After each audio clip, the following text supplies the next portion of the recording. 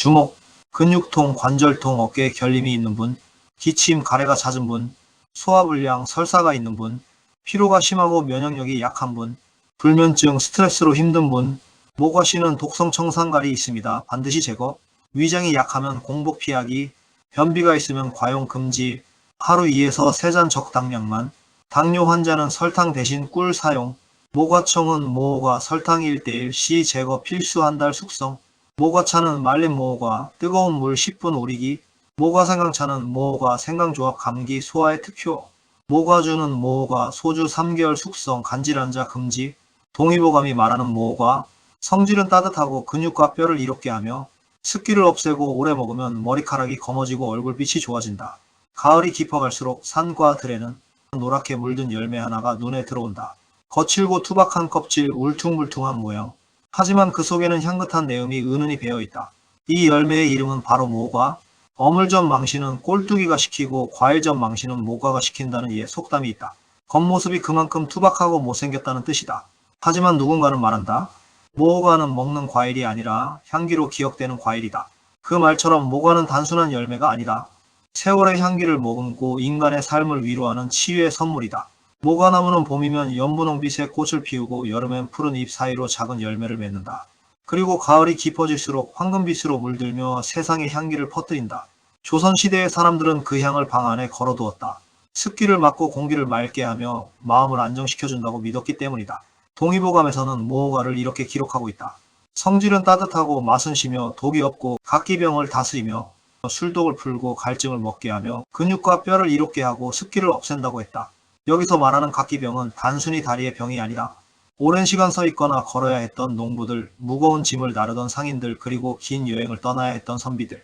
이들은 모두 다리에 힘이 빠지고 근육이 뭉치며 쥐가 나는 고통을 겪었다. 모과는 바로 이런 증상을 완화시켜주는 귀한 약재였다. 본초정화에서도 모과는 근육을 풀어주고 혈맥을 원활하게 하며 다리와 무릎에 힘을 준다고 적고 있다. 무릎이 시큰거리고 다리가 저릴 때, 어깨가 결리고 팔이 저릴 때, 근육의 경련이 일어날 때 모과는 이 모든 증상에 효과를 보였다. 또 동의보감에서는 오래 복용하면 머리카락이 검어지고 얼굴빛이 좋아진다고 적었다.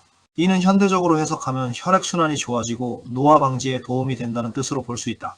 본초 강목에서는 이렇게 적고 있다. 모과는 속을 조화롭게 하고 가래를 없애며 근육과 혈맥을 원활하게 한다. 이는 곧 계절의 전환기에 가장 알맞은 약재라는 뜻이다. 기온이 떨어지고 몸이 무거워질 때 모과는 몸의 순환을 돕고 마음을 따뜻하게 만들어준다. 모과 속에는 비타민C, 유기산, 단닌, 폴리페놀이 풍부하다. 이 성분들은 세포 손상을 막고 피로를 회복하며 혈관을 맑게 해주는 항산화 작용을 한다. 특히 무화과에는 칼슘, 칼륨, 철분, 당이 풍부하게 들어있다. 칼슘은 뼈를 튼튼하게 하고 칼륨은 혈압을 조절하며 철분은 빈혈을 예방한다. 이 때문에 임산부들의 입덧이나 빈혈에도 모과가 도움이 된다고 전해진다. 무화과의 신맛을 내는 유기산 성분은 근육을 원활하게 움직이게 하는 효능과 혈액순환을 개선하는 효능이 있다. 근육의 경련이나 쥐가 났을 때, 관절통이나 신경통이 있을 때, 어깨가 결리고 팔이 저릴 때 효과를 볼 수 있다. 현대의학에서도 모과의 효능은 꾸준히 밝혀지고 있다. 기침과 가래를 완화하고 목의 점막을 보호하며 감기나 기관지염 증상에 도움을 준다. 구연산과 사포닌이 피로를 풀고 탄닌은 위 점막을 보호해 위염이나 설사를 완화시킨다. 비타민C와 폴리페놀은 면역력을 높이고 피부 탄력을 유지해 노화를 늦춰준다. 모과의 향은 또 다른 치유의 힘을 지녔다. 달콤하면서도 은은한 향은 마음의 긴장을 풀어주고 불면증이나 불안감을 완화시키는 자연의 아로마다. 옛사람들이 모과를 베개맡에 두고 잠든 이유가 바로 여기에 있다. 아로마 테라피 연구에 따르면 모과향은 긴장을 완화하고 수면의 질을 높이는 효과가 있다. 집안 가득 퍼지는 그 향 속에서 마음은 차분히 가라앉고 불안은 조금씩 녹아내린다. 무엇보다 그 향이 주는 심리적 안정감은 스트레스가 많은 현대인에게 꼭 필요한 위로다. 모과는 생으로 먹기 어렵다. 딱딱하고 떫은 맛이 강하기 때문이다. 그래서 대부분은 가공의 과정을 거쳐 약처럼 차처럼 즐긴다. 가장 흔한 방법은 모과청이다. 모과를 깨끗이 씻고 얇게 썬 뒤 씨를 반드시 제거하고 설탕과 1:1 비율로 유리병에 차곡차곡 담는다.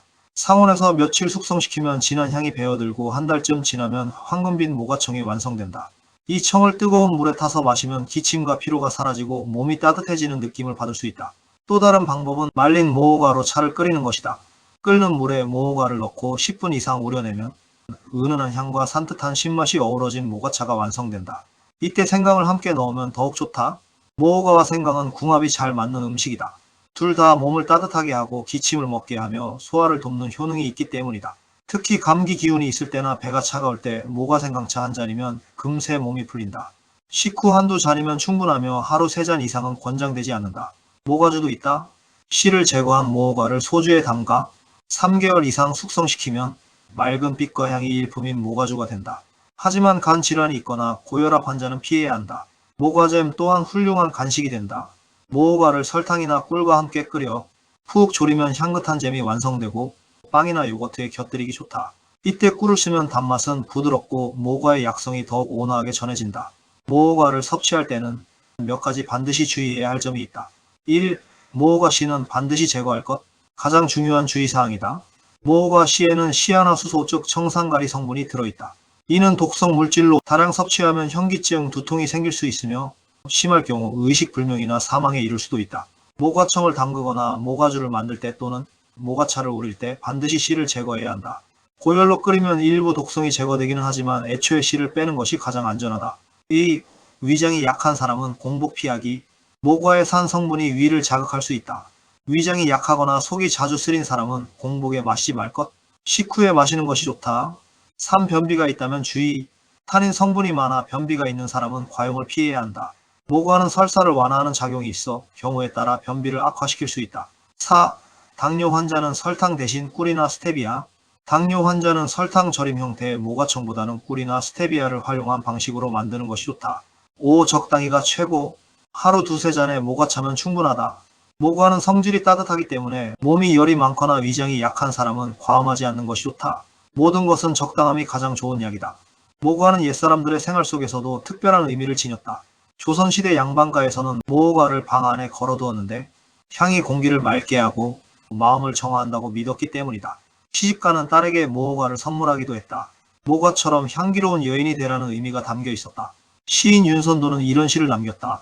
모과 향기 집안 가득하니 속세의 번뇌가 문 밖을 넘지 못하네. 이 한 줄에 모과 가가진 정화의 힘이 고스란히 담겨 있다.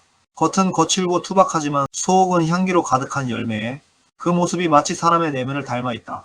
모과의 향은 오랜 시간 동안 사람의 마음을 달래왔다. 힘든 날 지친 밤에 따뜻한 모과차를 한 모금 마시면 몸이 풀리고 마음이 고요해진다. 그 향은 마치 괜찮다. 조금은 쉬어도 된다.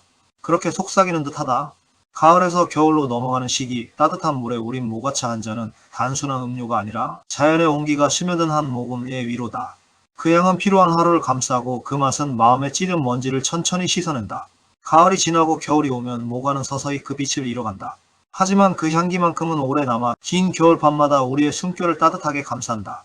모과는 말없이 이렇게 속삭인다. 나의 향은 짧지만 그 여운은 오래 남는다. 삶도 다를 바 없다. 짧고 바쁘게 흘러가지만 진심으로 남긴 향기 하나가 오랫동안 누군가의 기억 속에 남는다. 오늘 당신의 하루에도 모과향 같은 따뜻한 시간이 스며들길 바란다. 구독과 좋아요는 무료이니 굳이 얘기하지 않겠습니다. 감사합니다.